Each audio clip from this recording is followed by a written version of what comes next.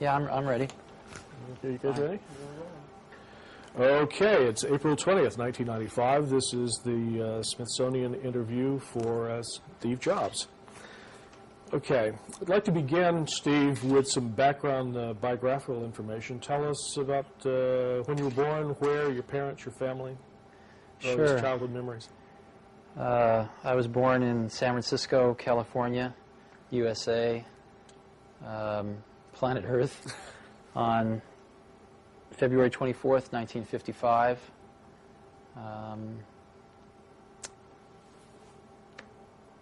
I could go into a lot of details of my youth, but I don't know that anybody would really care about that too much. Well, it might in 300 years, because all this print's going to disintegrate. Tell me a little bit about your parents, your family. What are the earliest things you remember? 55, Eisenhower was still president. Yeah, I don't remember him, but I do remember growing up in the, sort of the very late 50s, early 60s. It was a very interesting time in the United States of America. America was sort of at its pinnacle of post-World War II prosperity, I think, and everything had been fairly straight and narrow, from haircuts to culture in every way, and it was just starting to kind of broaden into the 60s where things were going to start expanding out in new directions. But it hadn't quite gone that way, and everything was still very successful, very young. America was seen very, very young and naive in many ways to me, from my memories of that time. Yeah, so you would have been about 5 or 6 years old when John Kennedy was right, I remember president. John Kennedy being assassinated. I remember the exact moment I heard that he had been shot. Where were you when he I was walking across the grass of my schoolyard going home at about 3 in the afternoon, and somebody yelled out that the president had been shot and killed. And I must have been about 7 or 8 years old then, I guess. And I knew exactly what it meant. I also remember very much the Cuban Missile Crisis. I probably didn't sleep for 3 or 4 nights because I was afraid if I went to sleep I wouldn't wake up. And I absolutely, even at, I guess I was about 6, 7 years old. Yeah. Again, I understood exactly what was going on. I think everybody did. And it was really a terror that I will never forget in my life, and probably has never really left. And I think that everyone felt it at that time. Oh, yeah. Those of us who were older, I remember being in high school and making plans of where we'd meet if the country was devastated. It was a strange, strange time.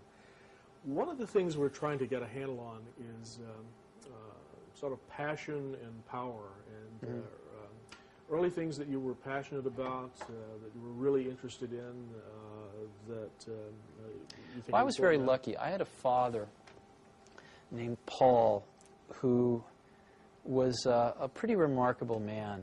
He'd never graduated from high school. He joined the Coast Guard in World War II and ferried troops around the world for General Patton, I guess.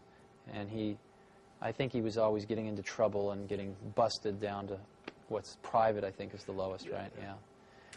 But he was a machinist by trade and worked very hard and was kind of a genius with his hands. And he had a workbench out in the garage where, when I was about 5 or 6, he sectioned off a little piece of it and said, "Steve, this is your workbench now." And he gave me some of his smaller tools, showed me how to use a hammer and a saw and how to build things. And it really was very good for me.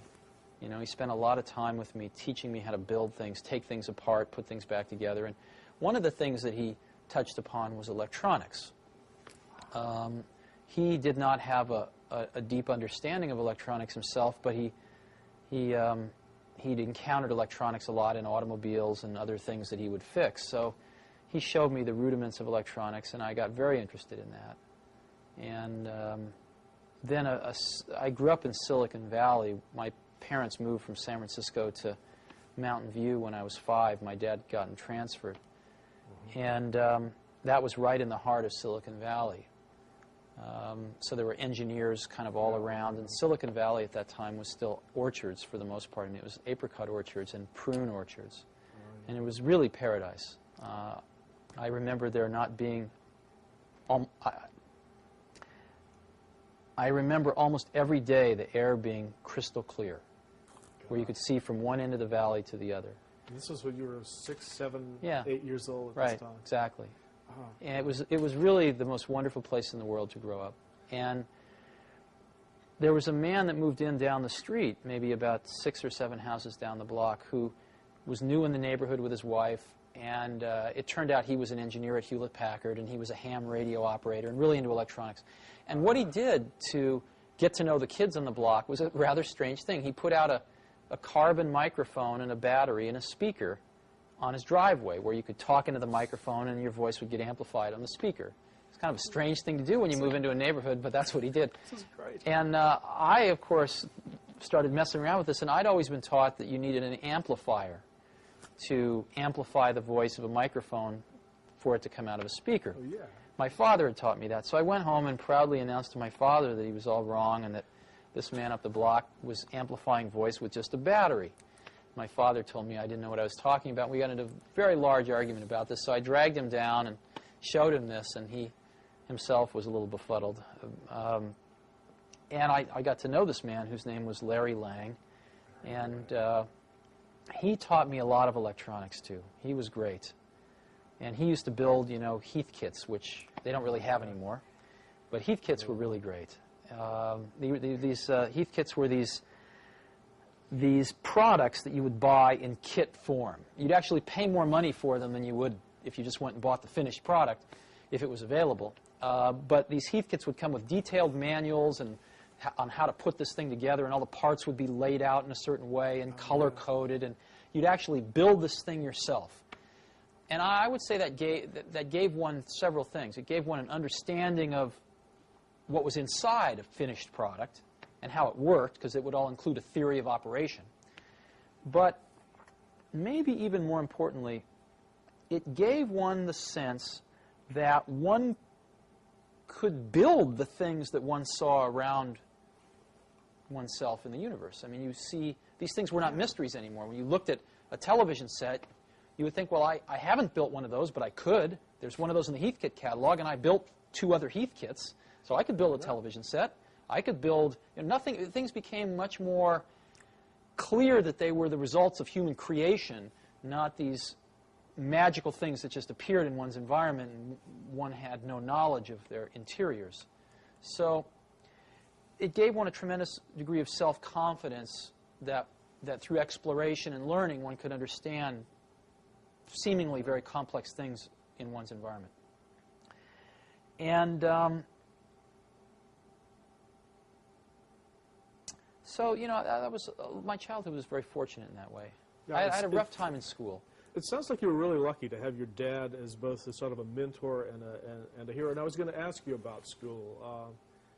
What was the formal side of your education like? Good, bad, School was pretty hard for me at the beginning. My mother had taught me how to read before I got to school, and so when I got there, I really just wanted to do 2 things. I wanted to read books, because I loved reading books, and I wanted to go outside and chase butterflies and do all the things that, you know, 5-year-olds like to do. And I encountered authority of a different kind than I'd ever encountered before, and I did not like it. And they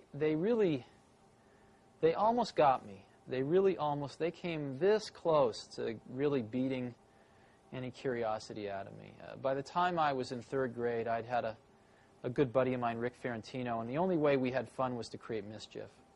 And we used to do things like, I remember one time we traded everybody. There was a big bike rack where everybody put their bikes, maybe 100 bikes in this bike rack, and we traded everybody our lock combinations for theirs on an individual basis, and then went out one day and put everybody's lock in everybody else's bike, and it took them until about 10 o'clock that night to get all the bikes unsorted and stuff like that. We'd set off explosives in teachers' desks and stuff, and it was pretty serious. We got kicked out of school a lot. In 4th grade, I encountered one of the other saints in my life, which was they discovered they were going to put me and this guy, Rick Ferrantino, into the same 4th grade class, and the principal said at the last minute, no, bad idea, separate them. So this teacher, Mrs. Hill, said, I'll take one of them, and she taught the advanced 4th grade class, and thank God I was the random one that got put in her class. And she watched me for about 2 weeks, and she then approached me. She said, Stephen, I'll tell you what, I'll make you a deal. I have this math workbook, and if you take it home and finish it on your own without any help, and you bring it back to me, if you get it 80% right, I will give you $5 and one of these really big suckers. She bought it. She held it out in front of me, one of these giant things. And I looked at her like, are you crazy, lady? You know, nobody's ever done this before. And, of course, I did it. And she basically bribed me back into learning with candy and money. And what was really remarkable was that, you know, before very long, I had such a respect for her that I sort of reignited my desire to learn. And she was remarkable. She got me kits for making cameras. You know, I ground my own lens and made a camera, and it was really quite wonderful. And I think I probably learned more academically that 1 year than I've ever learned in my life. And it created problems, though, because when I got out of 4th grade, they tested me and they decided to put me in high school. And my parents said no, thank God. They said you can skip 1 grade, but that's all. But not to high school. But not to high school. No way, no how. Oh, that's good. And I found skipping 1 grade, you know, to be very troublesome in many ways. That was plenty enough. And but it did create some problems. I'm going to get myself a little out of order here, but this seems like such a good place to talk about it. Is your experience in that 4th grade class, and do you think that had a major impact on your own interest in education? I mean, if there's anyone in the computer industry that's associated with computers and education, it's got to be you and Apple. I'm sure it did, but you know,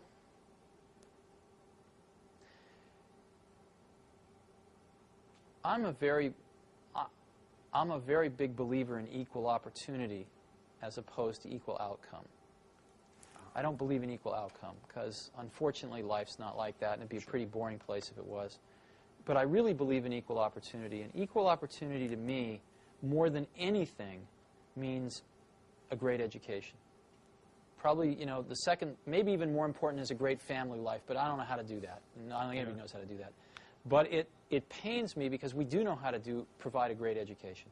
We really do. If we got our act together, we could make sure that every young child in this country got a great education. And we fall far short of that. And I know from my own education that if I hadn't encountered 2 or 3 individuals that spent extra time with me, I'm sure I would have been in jail. I'm 100% sure if it hadn't have been for Mrs. Hill in 4th grade and a few others, but maybe even especially her, I absolutely would have ended up in jail. Because I could see those tendencies in myself to sort of have a certain energy to do something, and it could have been directed to doing something interesting that other people thought was a good idea, or doing something interesting that other people maybe didn't like so much. Put you in jail, right? And so, I think when you're young, a little bit of course correction goes a long way. And I think it takes pretty talented people to do that. And I don't know that enough of them get attracted to go into public education. You can't even support a family on what you get paid. On what you get paid. And if you're smart, I sort of feel if somebody's smart enough that you want to turn your kids over to them for the majority of their childhood. I mean, the majority of their waking hours in their childhood are spent not with your parents, but with your teachers. Sure.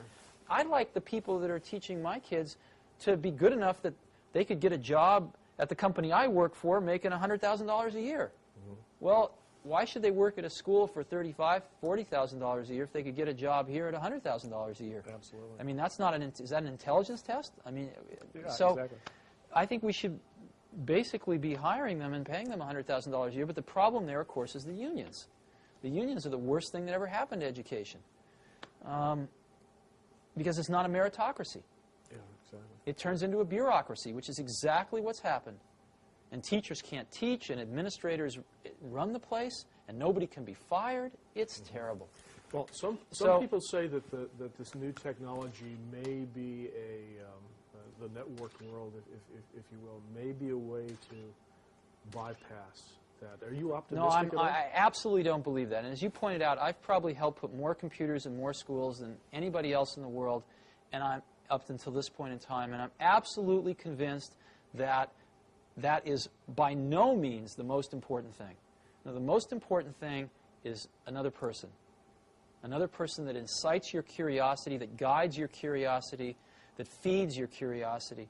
And machines cannot do that in the same way people can. The elements of discovery are around you. You don't need a computer to know. I mean, you know, here. Why does that fall? You know why? Nobody knows why. Nobody in the entire world knows why that falls. We can describe it pretty accurately, but no one knows why. I don't need a computer to get a kid interested in that, to spend a week playing with gravity and trying to understand it and come up with reasons why. But you do need a person. You do need a person. And so, especially with computers the way they are now, computers are very reactive. But they are not proactive. They are not agents, if you will. And they are very reactive. So what children need is something much more proactive. And they need a guide. They don't need an assistant. And I think we have the material to solve this problem in the world. It's just being deployed in other places. And I've been very strong believer that what we need to do in education is go to the full voucher system. I know this isn't what you care about, but this is what I care about a great deal. Well, and this is exactly what we care about. Okay, great. This was believe it or not, this was at the end, and we're one of the things that I feel is that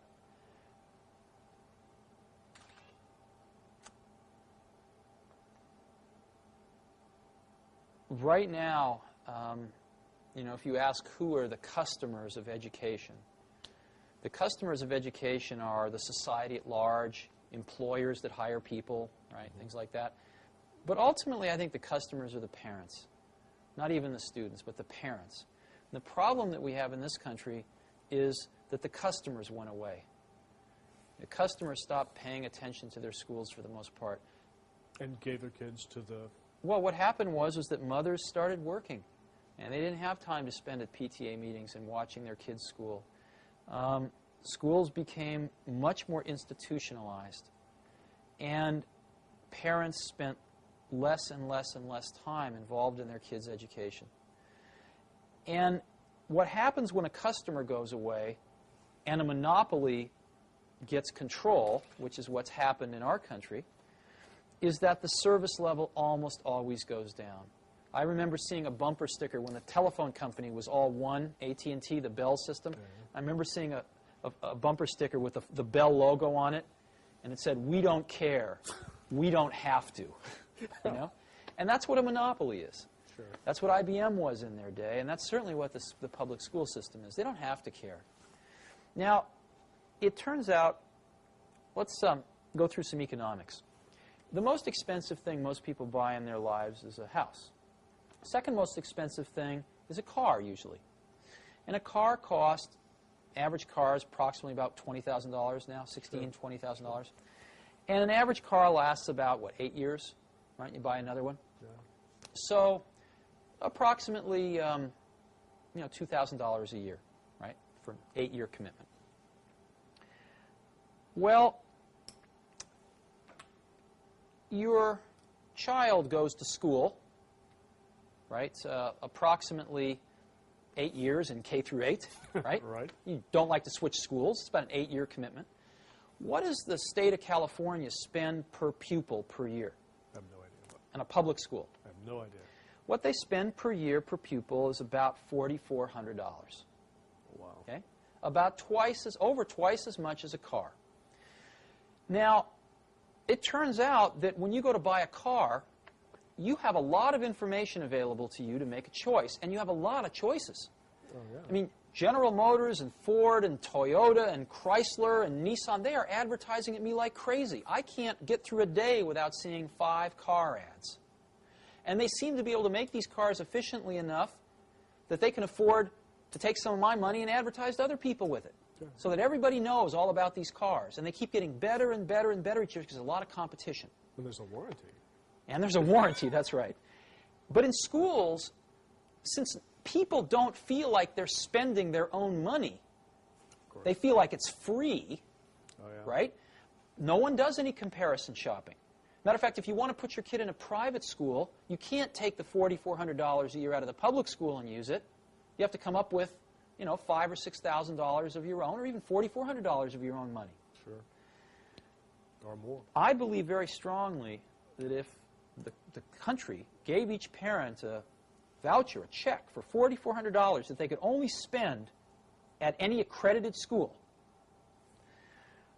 that several things would happen. Number one, schools would start marketing themselves like crazy to parents to get students.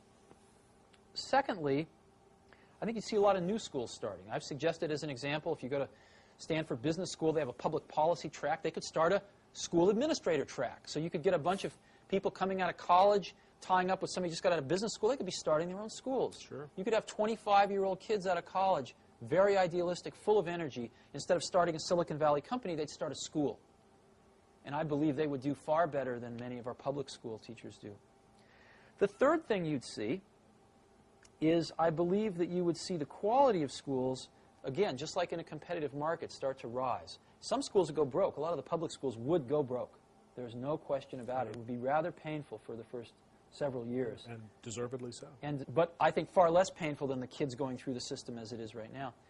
And some people, the biggest complaint is, of course, that schools would pick off all the good kids and all the bad kids would be left to wallow together in either a private school or the remnants of the public school.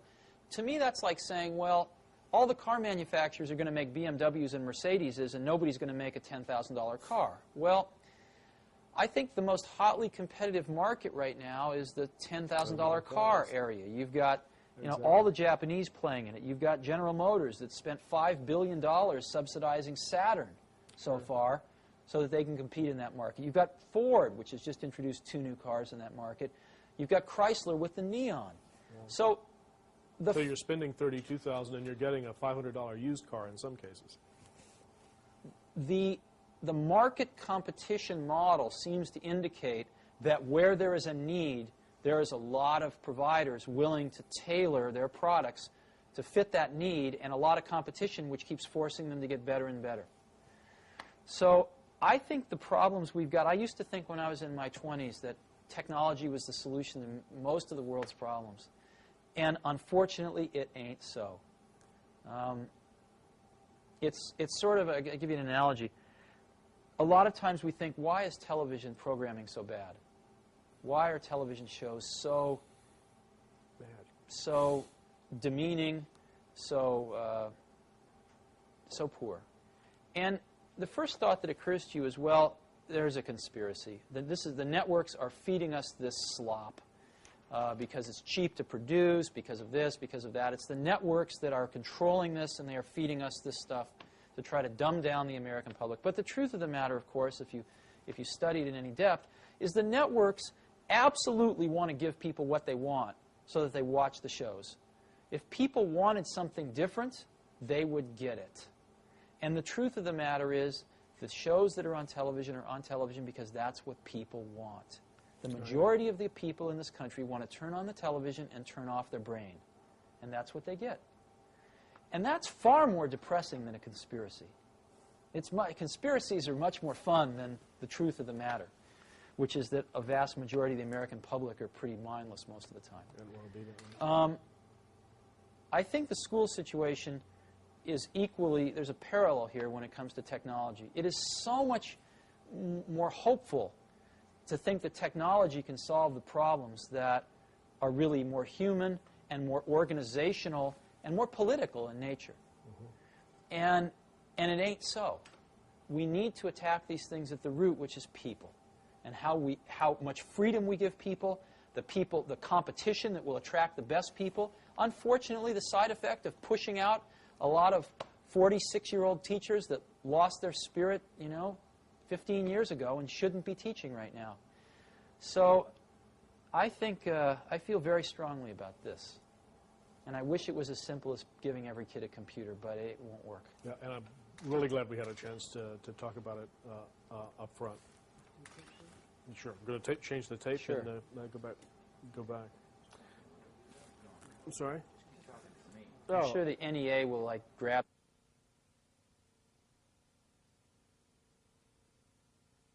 I wanted to make sure that we got covered.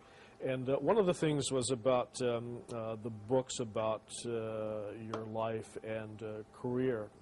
So much has been written about you. Rather than go over a lot of those stories, I was going to ask if there are any of those books, or which one do you think is the best and the fairest, and if there are aspects that of your career that you think have been left out that you'd like to have addressed. I have to tell you truly, I'm pretty ignorant about that because I haven't read any of them. Oh, I skimmed one time, and the first page, I skimmed one, maybe read about 10% of it, and I read the first page of another, and it got my birthday wrong by a year. And I thought, well, if they can't even get this right, then this is probably not worth reading. The one that I skimmed, I don't remember which one it was, but I've always considered part of my job was to keep the quality level of people in the organizations I work with very high. I mean, that's what I consider one of the few things I actually, can contribute individually myself versus the team that I work with is to really try to instill in the organization the goal of having only A players. Because in the field that I'm in, like in a lot of fields, the difference between maybe the worst taxi cab driver and the best taxi cab driver to get you across town Manhattan might be 2 to 1. Best one will get you there in 15 minutes. The worst one will get you there in half an hour. Or the best cook and the worst cook. Maybe it's 3 to 1. Sure. Pick something like that. Most things in life, the best post person, the worst post person. In the field that I'm in, in software in particular, the difference between the best person and the worst person is about 100 to 1 or more. The difference between a good software person and a great software person is probably 50 to 1, 25 to 50 to 1. Huge dynamic range. And therefore, I have found, and not just in software, but in almost everything I've done, it really pays to go after the best people in the world. It's painful. It's very painful when you have some people that are not the best people in the world, and you have to get rid of them. To tell them. But I found that my job has sometimes been exactly that, to get rid of some of the people that didn't measure up. And I've always tried to do it in a humane way, but nonetheless, it has to be done, and it's not ever fun. Is that the hardest and most painful part of managing a company from your point of view? Oh, sure, of course. And so, but I've been, at times I've been pretty hard about it. And a lot of times people haven't wanted to leave, and I haven't given them any choices. So if somebody wanted to write a book about me, most of my friends would never talk to them, but they could go find, the handful of a few dozen people that I'd fired in my life that hated my guts. And that was certainly the case in this one book I skimmed. I mean, it was just, let's throw the darts at Steve. Oh, yeah. And, such is life. I mean, that's the sort of the world I've chosen to live in. And if I didn't like that part of it enough, I'd escape, and I haven't. So I'm willing to put up with that. But I certainly didn't find it very accurate. Okay, then this gives us a golden opportunity then to let you tell your own story for a while. And I've got a couple of questions I wanted to ask you about specifically about your experience at Apple. I mean, looking back at the years you were there, what, in your own view, were the accomplishments that you were most proud of? Are there a couple of Apple stories that you really like to tell? Oh, Apple was this incredible journey. I mean, we did some amazing things there. The thing that bound us together at Apple was not, it was the ability to make things that were going to change the world. That was very important to all of us. And we were all pretty young. The average age of the company was, mid to late 20s. And we were, hardly anybody had families, certainly at the beginning, and we all worked like maniacs. And the greatest joy was that we felt we were fashioning sort of collective works of art, much like 20th century physics or anything that was, something important that would last, that a lot of people contributed to. And we could actually then, after, very few people could engineer these things, but then they could give them to more people who could, as an example, build an automated factory to build them, and then they could give them to even more people who could use them. And the amplification factor was very large. I mean, in doing the Macintosh as an example, there were a core group of less than 100 people that did the Mac, and yet Apple shipped well over 10 million of them. So, and of course, everybody's copied it. So if you look at what's really happened, it's in the hundreds of millions at this point in time. That's pretty large amplification, right? Yeah. 1,000,000 to 1. And it's not often in your life that you get that opportunity to amplify your values 100 to 1, 1,000,000 to 1. And that's really what we were doing. I mean, if you look at what we did, what we tried to do was to say computation and how it relates to people is really at its infancy here. And we are in the right place at the right time to change the course of that vector a little bit. Yeah. And what's interesting is if you change the course of a vector near its origin, by the time it gets a few miles out, it's way different. And we were very cognizant of this fact, really from almost the beginning at Apple, that we were, for some incredibly lucky reason, fortunate enough to be at the right place at the right time to do this. And so the contributions that we tried to make embodied values that were not only of technical excellence and innovation, which I think we did certainly our share of, but innovation in a more humanistic way. The things I'm most proud about of Apple are where those two things came together, as an example, in publishing. The Macintosh basically revolutionized publishing and printing. And it was because of that typographic artistry coupled with the technical understanding and excellence to implement that electronically, those two things coming together. Things coming together where people didn't have to understand arcane computer commands to use the computer. So it was the combination of those two things that I am the most proud of. And it happened on the Apple II, and it happened on the Lisa, although there were other problems with the Lisa that caused it to be a market failure. And then it happened again big time with the Macintosh. You used an interesting word when you were describing what you were doing. You were talking about art, not engineering. That's and correct. Not science. You want to talk about that for a minute? Sure. I believe that the distinction between we generally use the word artist to mean visual artist of some sort. But I actually think there's really very little distinction between an artist of that type and a scientist or engineer of the highest caliber. And I've never had a distinction in my mind between those two types of people. They've just, to me, been people that pursue different paths, but basically kind of headed to the same goal, which is to express something of what they perceive to be the truth around them, so that others can see it, so that others can benefit by it. And the artistry is in the elegance of the solution, like chess playing or mathematics? No, I think the artistry is in having an insight into what one sees around them, generally putting things together in ways that no one else has, and finding a way to express that to other people who don't have that same insight, so that they can get some of the advantage of that insight that makes them feel a certain way or allows them to do a certain thing.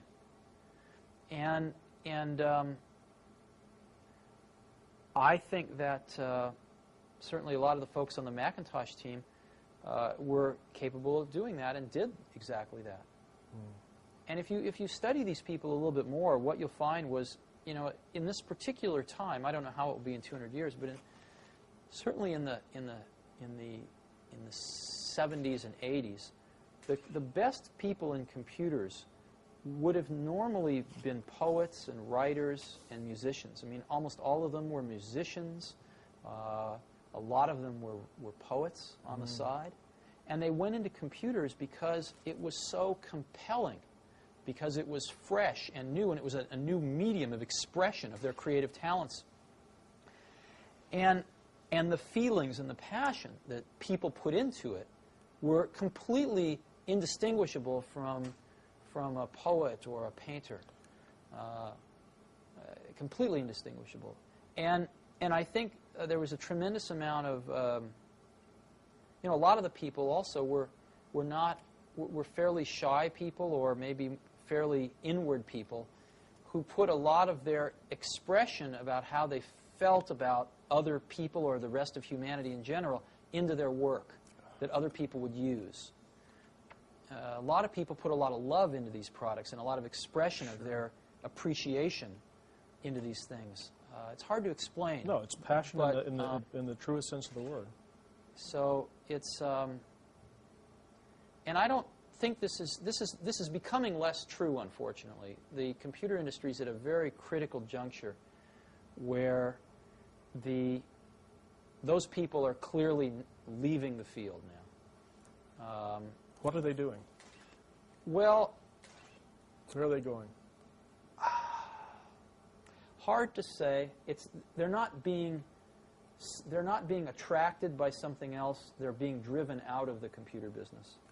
And they're being driven out of the computer business because the computer business is becoming a monopoly with Microsoft. And without getting into whether Microsoft gained this position legally or not, who cares? The end product of the position is that the ability to innovate in the industry is being sucked out dry. And I think the smartest people have already seen some of the writing on the wall and are starting to exit. And I think some of the smartest young people are really bailing out, questioning whether they're going to even get in. Yeah. So hopefully things will change over time, but I think it's a kind of a dark period right now. We're entering that. Well, Apple had a reputation as a company that absolutely broke a mold and set its own course. Looking back from where you are today with Next, do you think, with what you know now, that as Apple grew big, it could have sustained that original approach, or did it have to become a big standard American computer funny company? question. Apple did grow big and sustain that approach. When I left Apple, it was a $2 billion company. I mean, that's not too small. We were Fortune 300 and something, like the 350th largest company in the country. When the Mac was introduced, we were a $1 billion corporation. So Apple, grew from nothing to $2 billion when I was there. That's a pretty high growth rate. And it grew 5 times since I left, basically on the back of the Macintosh. So I think what's happened since I left in terms of growth rate's been trivial compared with what it was like when I was there. No, what ruined Apple wasn't growth. What ruined Apple was values.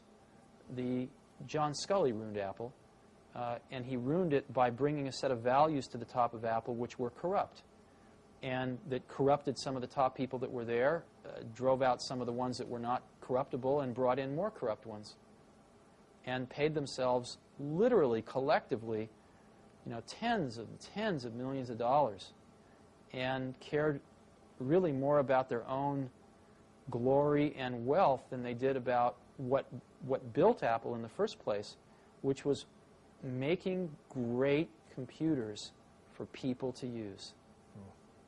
They didn't care about that anymore. And they didn't have a clue about how to do it. And they didn't take any time to find out, because that's not what they cared about. They cared about making a lot of money. And so they had this wonderful thing that a lot of very brilliant people made called the Macintosh, and they got very greedy.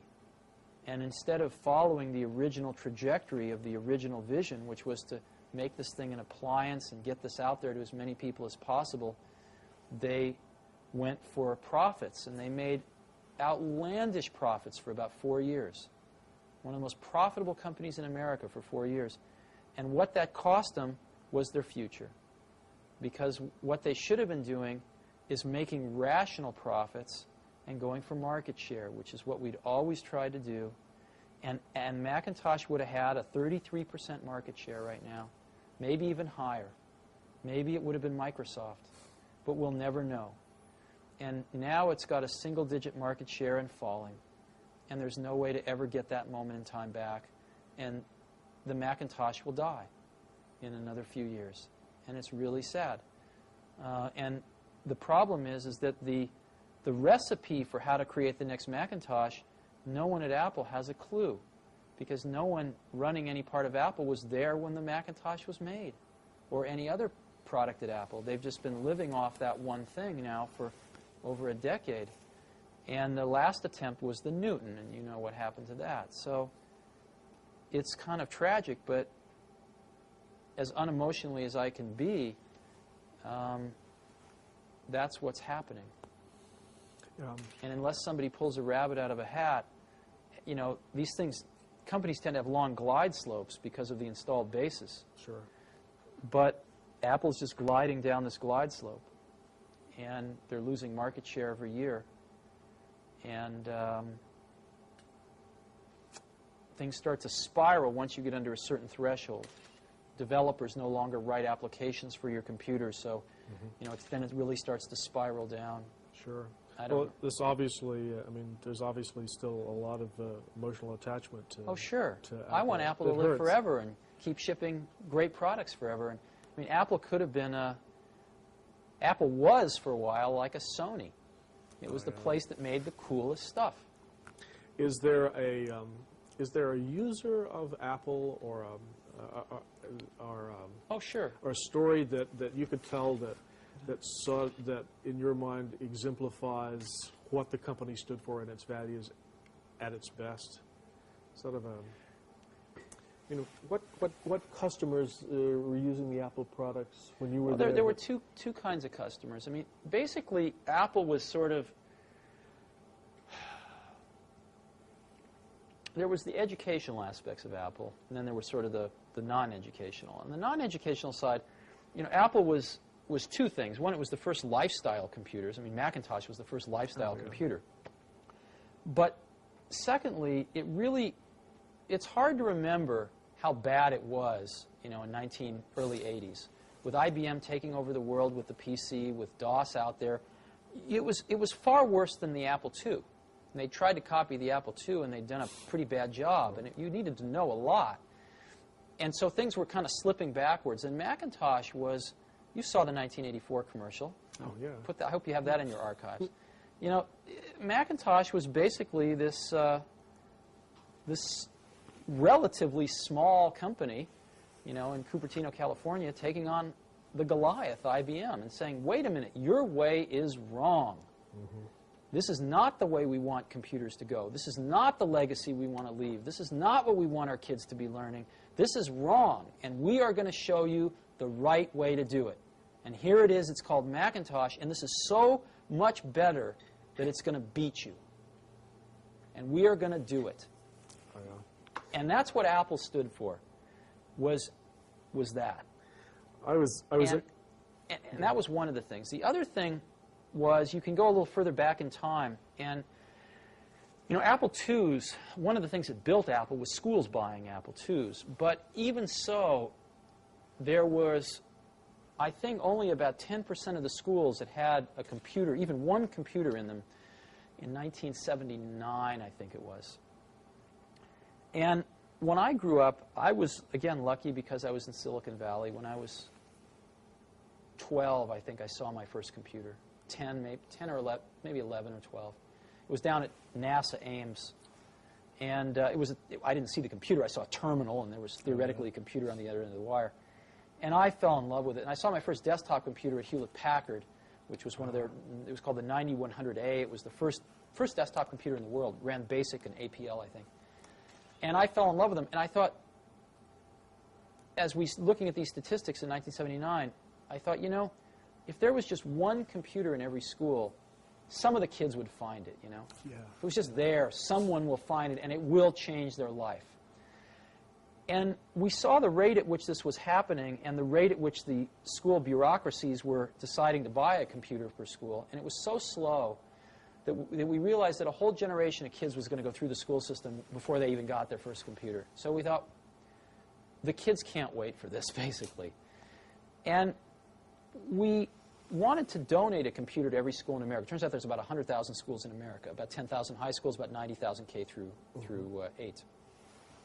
And we couldn't afford that as a company.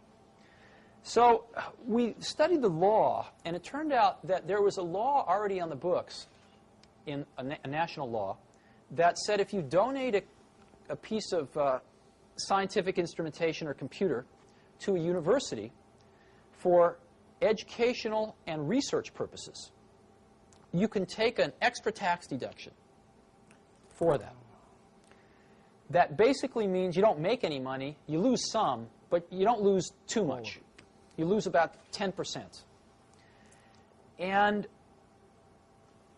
we thought if we could apply that law, if we could enhance that law a little bit to extend it down to K through 8 and remove the research requirements, so it just was educational, then we could give 100,000 computers away, one to each school in America, and it would cost our company $10 million.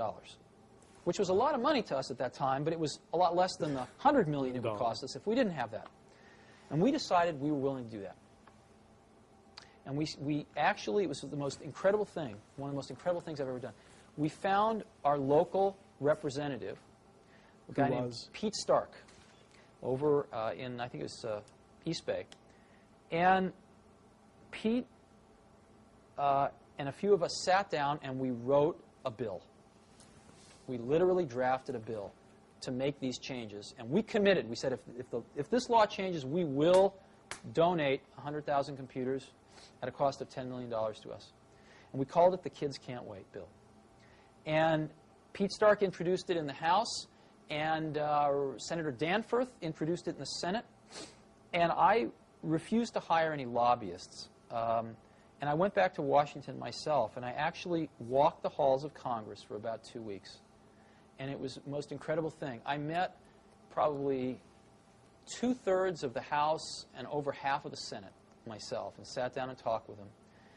And it was very interesting. I found the House members were routinely less intelligent than the Senate members. And they were much more knee-jerk to their constituency, which I found initially quite offensive. But I came to understand that maybe that's a really good idea. Maybe that's the way the framers wanted it. They weren't supposed to think too much. They were supposed to represent. Maybe the senators were supposed to think a little more. But it's a precursor of it was very interesting. Anyway, the bill passed the House with the largest favorable majority of any tax bill in the history of this country. Okay? Wow. What happened was, it was during Carter's lame duck session, and Bob Dole, who was then the Speaker of the House, killed it. He would not bring it to the floor. And we ran out of time. And so we would have had to have started the entire process over the next year. And I gave up. I said, this is crazy. However, fortunately, something unique happened. California thought this was such a good idea that they came to us and they said, you don't have to do a thing. We're going to pass a bill that says, since you operate in the state of California, pay California tax, we're going to pass this bill that says if the federal bill doesn't pass, then you get the tax break in California. You can do it in California, which there are 10,000 schools. So we did. Wow. We gave away 10,000 computers in the state of California. We got a whole bunch of the software companies, gave away a bunch of software. We trained teachers for free, and we monitored this thing over the next few years. It was phenomenal. It was really phenomenal. And one of my great experiences, but also one of my biggest regrets, was that we really tried to do this on the national level and got so close. Great stuff. And I don't think Bob Dole even knew what he was doing, but he really, unfortunately, screwed up here. Yeah. Major. Oh, that's a great story. That's a great But story. that was also part of what Apple was about. Now, on the business side, I was at the Washington Post when the Macintosh was introduced, Right. and the Washington Post was an IBM Big Blue shop, Right. and nobody was going to play with it. That's right. And the Macintosh infiltrated the Post. There was almost a guerrilla movement. And Right. it started with ad artists, and now the whole front end of the newspaper is being done on Macintosh Right. Apple machines. On the business side, was that fairly common? This Oh, sure. guerrilla Sure. cult movement on the business See, we had no concept of how to sell to corporate America because none of us had ever come from there. I mean, it was like another planet to us. I mean, unfortunately, I've had to learn all that stuff now. And if I'd only known then what I know now, we could have done a lot better, but didn't know that stuff and didn't have any people that did. So our attempts to sell to corporate America were just bungled. And we ended up just selling to people that sort of were buying a product for its merit, not because of the company it came from. I mean, everybody was very hooked on Big Blue back then. Oh, yeah. And they bought IBM mindlessly, that famous phrase, you never get fired for buying IBM. But we, fortunately, were able to change a lot of that. And Apple, as you know, even I believe today, is a bigger supplier of personal computers than IBM. Great stories. Tell me about Next. What motivated you to establish Next, and what were the goals that you set out to accomplish when you set up this new company? Oh, that's complicated. We basically wanted to keep doing what we were doing at Apple, keep innovating, and we didn't see that was going to happen. And we made a mistake, which was to try to follow the same metaphor that we did at Apple, to make the whole widget. And the market was changing. The industry was changing. The scale was changing. And in the end, we knew we would sort of be the last company that made it or the first that didn't. You know, we were right on that edge. And we thought we'd be the last one that really made it, but we were wrong. We were the first one that didn't make it. And I think pretty much put an end to the companies that have ever tried to do that. And we certainly made our fair share of mistakes, but in the end, I think we should have took a little longer and realized that the world was changing and just go on to be a software company right off the bat. Right off the bat. But the machine got great reviews. Well, the machine was the best machine in the world. I mean, listen, believe it or not, they're selling on the used market today for, in some cases, more than we sold them for originally. They're hard to find even today, and we haven't even made them for, 2 years, 2.5 years. What are the features that people, are there features on the old Next machine, old, it's not that old, that are still missing from computers today? Or? Oh, sure. What? Tell us about it. Well, first of all, it was a totally plug-and-play machine. Right? That's, except for Macintosh, that's hard to find. It was an extremely powerful machine, though, way beyond the Macintosh. So it sort of combined the power of the workstations with this plug-and-playness of the Mac, which is quite nice. Second of all, the machine had a sort of a fit and finish that you don't find today. Beautiful. No, I don't just mean in packaging. I mean in sort of operation. Simple things to complex things. Simple things like soft power on and off. I mean, trivial little thing, but as you know, one of the biggest reasons people lose information in computers is they turn them off at the wrong time. And when you get into a multitasking network system, that can happen. That can even have much more severe consequences. So, we were the first people to ever do that, still some of the only people to do that, where you push a button and you tell the computer, you request the computer to turn off. It figures out what it needs to do to shut down gracefully and then turns itself off. Of course, the Next computer was the first computer with built-in, high-quality sound, CD-quality sound, and most people do that now, which is great. It took them a long time, but most people do that now. Yeah, just ahead of its time. Yeah, just ahead of its time. But change the tape. I need. Ready to roll? Tell me about the Next Step software. What makes it different? What trends does it respond to? That's the real gem. I'll tell you an interesting story.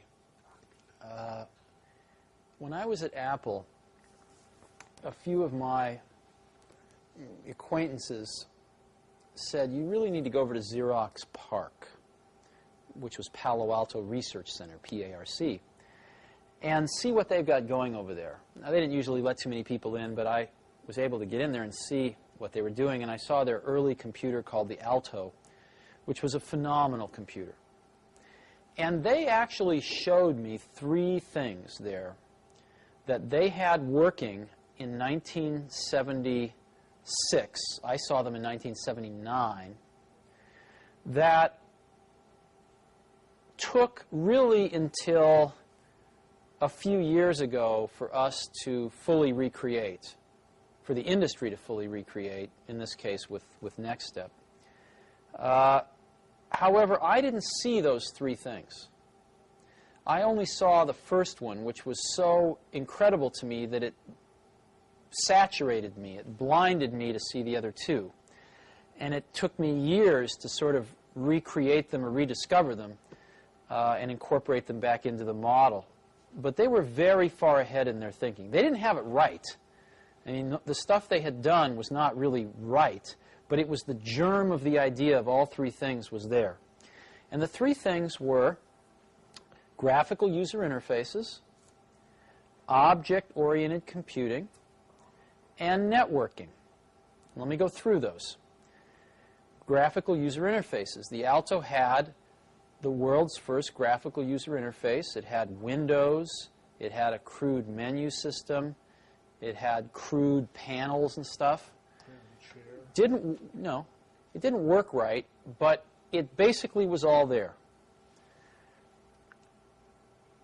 Objects. They had Smalltalk running. The world's first, or not the first, but really basically the first object-oriented language. Simula was sort of the first, but Smalltalk was the first official object-oriented language. Third, networking. They invented Ethernet there, as you know, and they had about 200 Altos with servers hooked up in a local area network there, doing email and everything else over the network, all in 1979. I was so blown away with the potential of the germ of that graphical user interface stuff I saw that I didn't even assimilate or even stick around to investigate fully the other 2. What NextStep was the completion of turning some of that vision into a reality, incorporating the world's first truly commercial object-oriented system, NextStep, and really for its time being the most networked system in the world when it came out.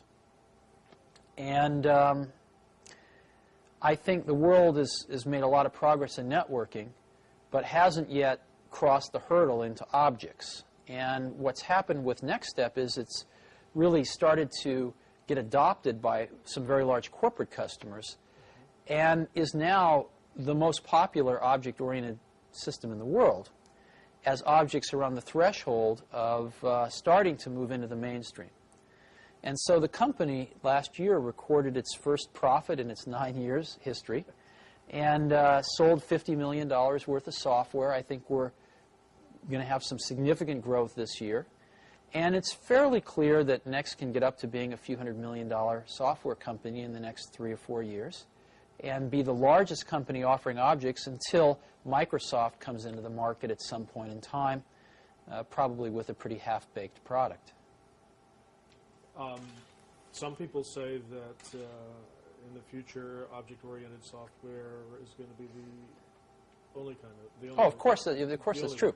Yeah, the minute... I remember it being at Xerox in 1979 because it was one of those sort of apocalyptic moments. Yeah.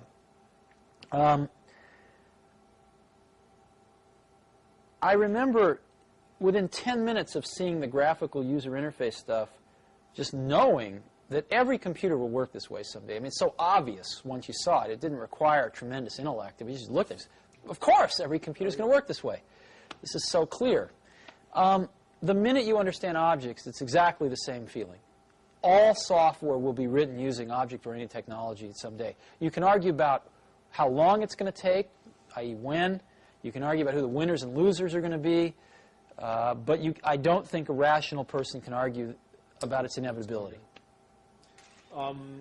Give me your thoughts on the current status and the future of the Internet and the commercial online services and how they're affecting computer development.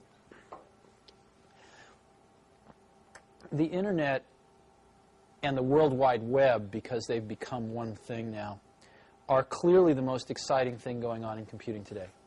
And they're exciting for 3 or 4 reasons. Number one, ultimately computers are turning into communications devices. I mean, ultimately we're spending more and more of the cycles of the computer to not only make it easy to use, but to make it easy to communicate. And the web is the missing piece of the puzzle, which really is going to power that vision much further forward.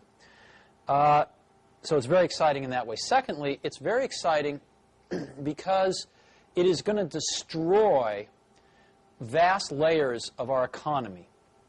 And it is going to make available a presence in the marketplace for very small companies that is equal to very large companies. Let me give you an example. A small 3-person company in Phoenix, Arizona can have a web server that looks identical, if not better, than IBM's or than the Gaps or than anybody else, any large company. And they can gain access to this electronic distribution channel for free. They don't have to build buildings. They don't have to go sign up 1,000 distributors and have people to call on them, et cetera, et cetera.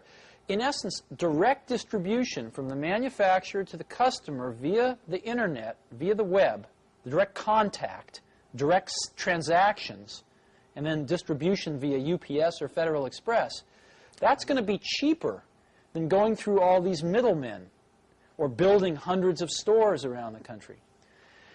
It is going to radically change the way goods and services are discovered, sold, and delivered, not only in this country, but eventually in the world. And as you know, electrons travel at the speed of light, and so it tends to bring the world much closer together in terms of providers and customers. That's very exciting. The leveling of big and small, the leveling of close, near, and distant.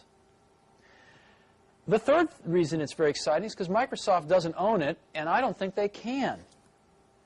I think it's the one thing in the industry that Microsoft probably could never own. And I think one of the things that's essential is that the government continue to fund the Internet as a public trust, as a public facility, and remove any of these ridiculous notions of privatizing it that have been brought up. I don't think they're going to fly, thankfully. The Internet costs the U.S. government about $50 to $75 million a year. This is peanuts for what it's doing right now. And even if that cost someday escalated to, $500 million a year, which of course you could build the whole Internet each year for that from scratch if you had to. You could replace all the equipment, etc.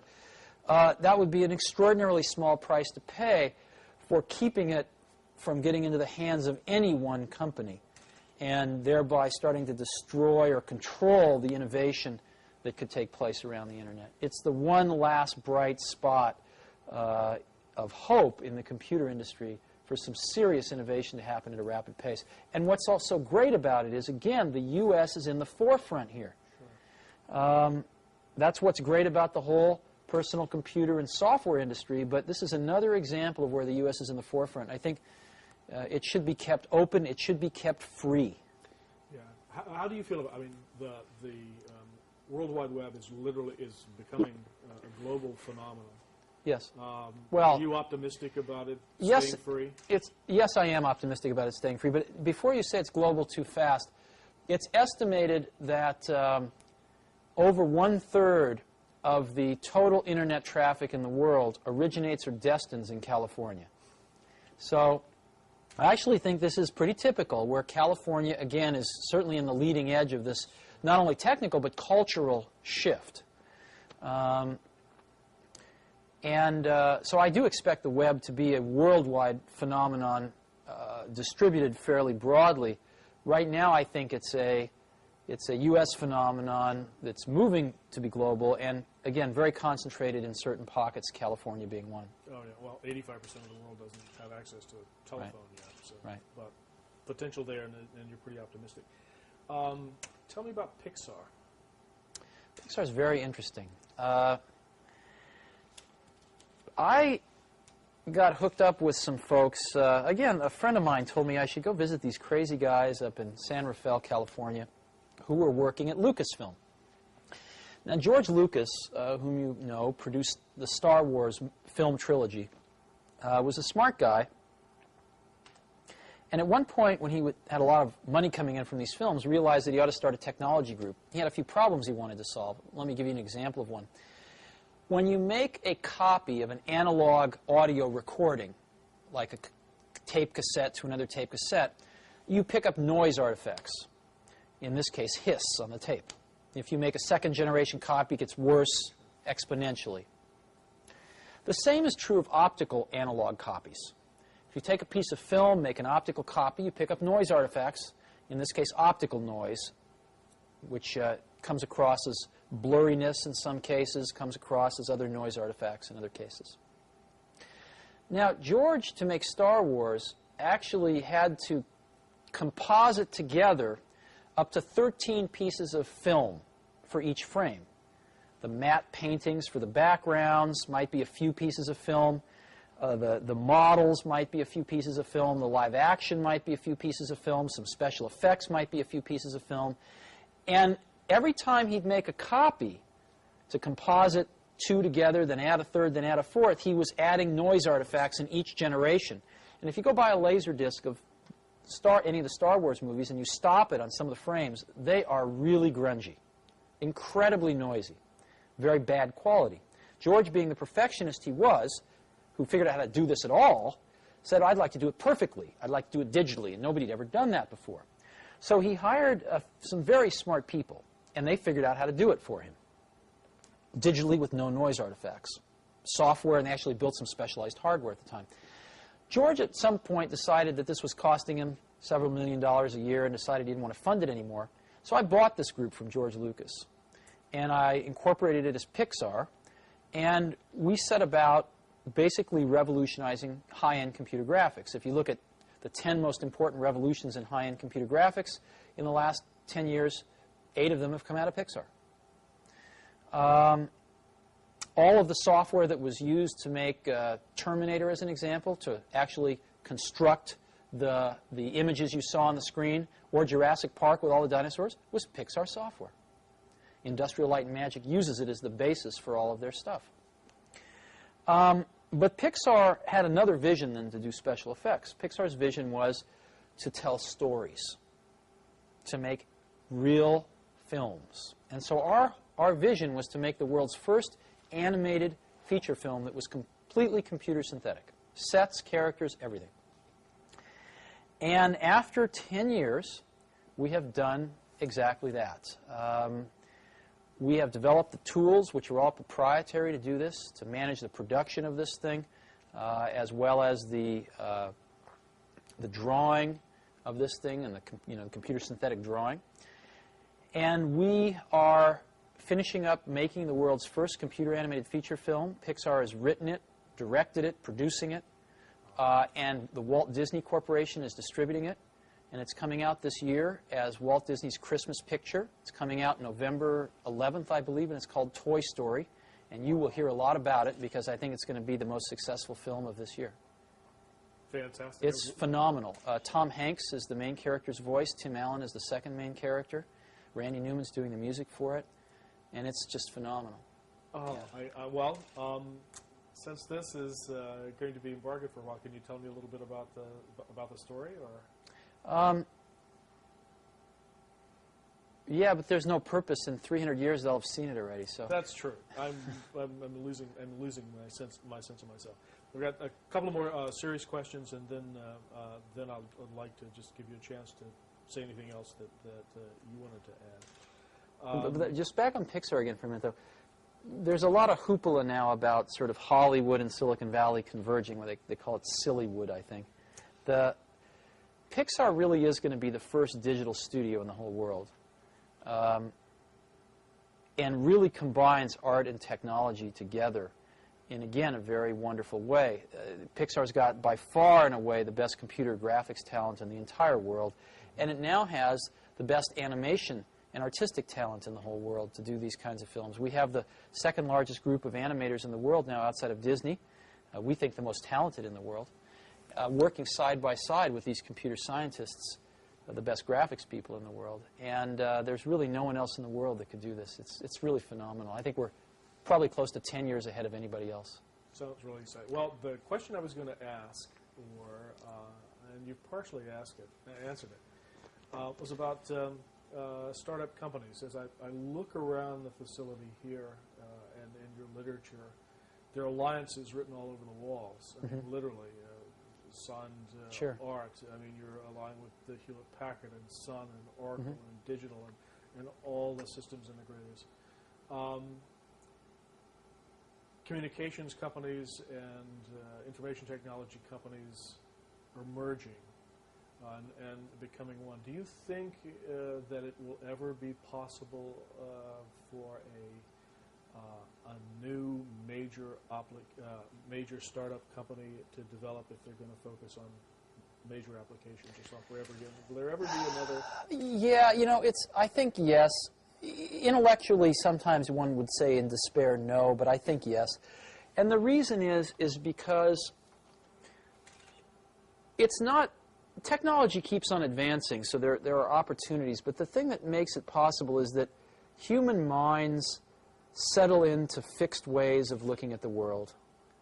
And that's always been true, and it's probably always going to be true. And I think, I've always felt that death is the greatest invention of life.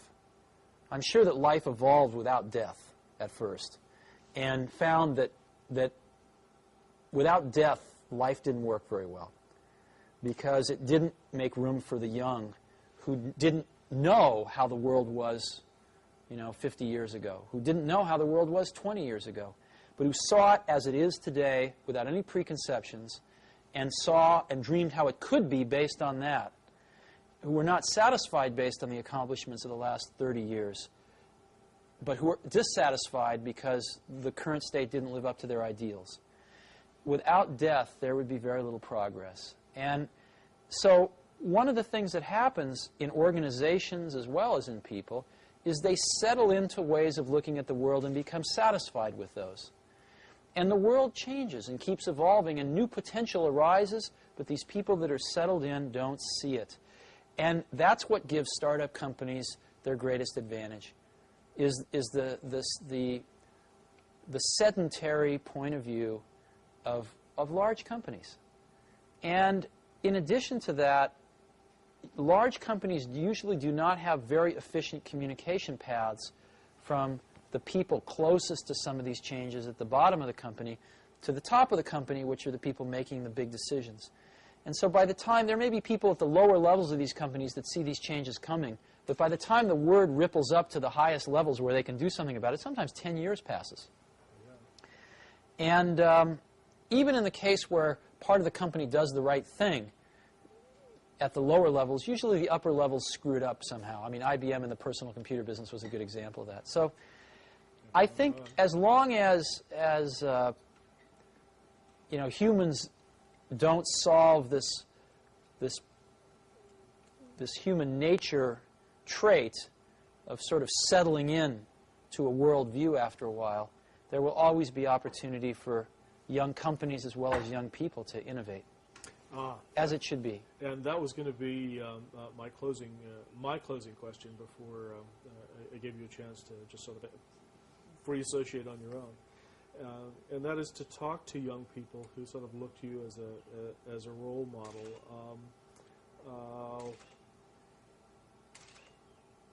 Opportunities for innovation you think are still possible.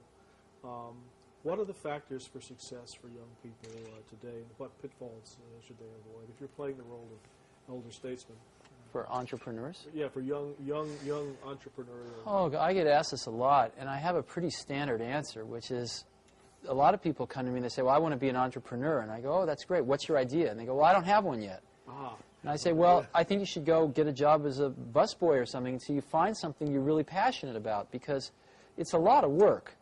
And I'm convinced that about half of what separates the successful entrepreneurs from the non-successful ones is pure perseverance. It is so hard. You pour so much of your life into this thing, and there are such rough moments in time that most people give up. I don't blame them. I mean, it's really tough, and it consumes your life. I mean, if you've got a family and you're in the early days of a company, I can't imagine how one could do it. I'm sure it's been done, but it's rough. I mean, because it's pretty much an 18-hour-a-day job, 7 days a week for a while. So unless you have a lot of passion about this, you're going to not survive. You're going to give it up. So you got to have an idea or a problem or a wrong that you want to right that you're passionate about. Otherwise, you're not going to have the perseverance to stick it through. And I think that's half the battle right there. Well, I lied, because your talking made me think of the other side of that. We talked about the passion side. What would you say? There's passion and there's power.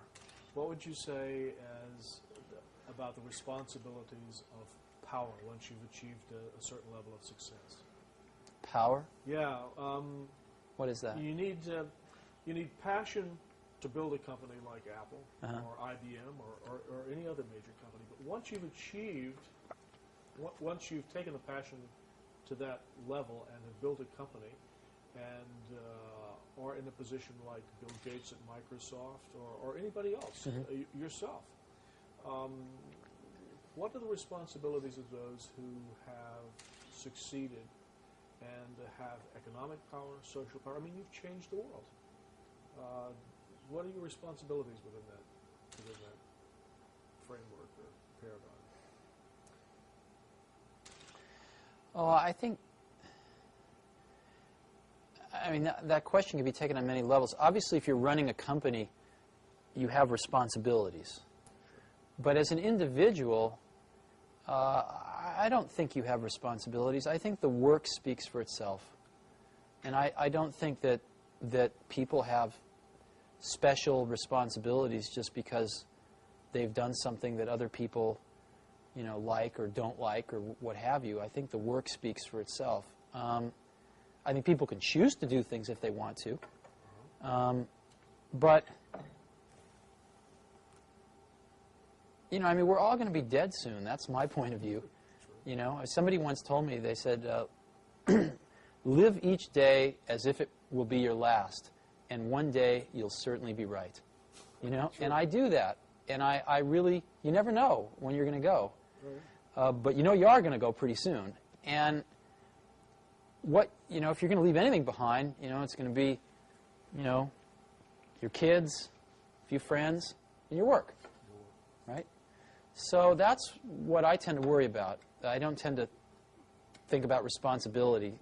Matter of fact, I tend to like to, on occasion, pretend I don't have any responsibilities. I try to remember the last day when I didn't have anything to do and I had nothing to do the following day that I had to do. I had no responsibilities, and it was, decades ago. So I have to pretend when I want to feel that way. So I don't think in those terms. I think you have a responsibility to do really good stuff and get it out there for people to use and let them build on the shoulders of it and keep making better stuff.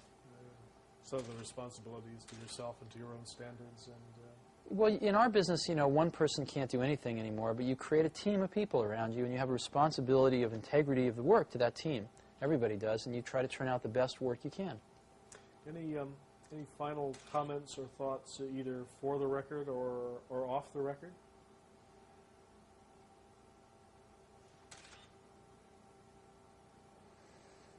No, not really. Time frame's an interesting thing when you think about people, looking back. I do think when people look back on this in 100 years, they're going to see this as a remarkable time in history. It's incredibly, and especially this area, believe it or not. I mean, I think when you look at the innovation that's come out of this area, just this Bay Area, Silicon Valley and the whole San Francisco, Berkeley Bay Area, you've got the invention of the integrated circuit, the invention of the microprocessor, the invention of semiconductor memory, right? Certainly the invention of the modern hard disk drive, the invention of the floppy disk drive. The invention of the modern floppy disk drive. Those were invented at IBM, the hard disk and the floppy disk. But the commercialization of those things. The invention of the personal computer. The invention of genetic engineering. The invention of object-oriented technology. The invention of graphical user interfaces at PARC, followed by Apple. The invention of networking. All that happened in this Bay Area. Isn't that incredible? Yeah. Why do you think it happened? Why here? Why here? This place, this 2 or 3 reasons. This place is a remarkable place, actually. I mean, you have to go back a little bit in history. I mean, this is where the beatnik era happened, San Francisco. That's a pretty interesting thing. This is where the hippie movement happened. This is the only place in America where rock and roll really happened, right? It's all the bands. I mean, most of the bands in this country, outside of Bob Dylan in the 60s, I mean, they all came out of here. Everything from Joan Baez to, Jefferson Airplane to the Grateful Dead. I mean, everything came out of here. Janis Joplin, Jimi Hendrix. Everybody. Why is that? That's a little strange when you think about it. And then you've also had Stanford and Berkeley, 2 awesome universities, drawing smart people from all over the world and depositing them in this clean, sunny, nice place where there's a whole bunch of other smart people and pretty good food, right? And, at times a lot of drugs and a lot of fun things to do. So they stayed. And so there's a lot of human capital pouring in here, right? A lot of human capital. Really smart people. The average, people seem pretty bright here relative to the rest of the country, and people seem pretty open-minded here relative to the rest of the country.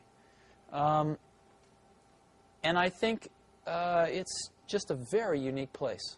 And I think it's got the track record to prove it. So that tends to attract more people, too. And I give a lot of credit to the universities. Probably the most credit of anything to Stanford and Berkeley, UC Cal. Yeah. That's great.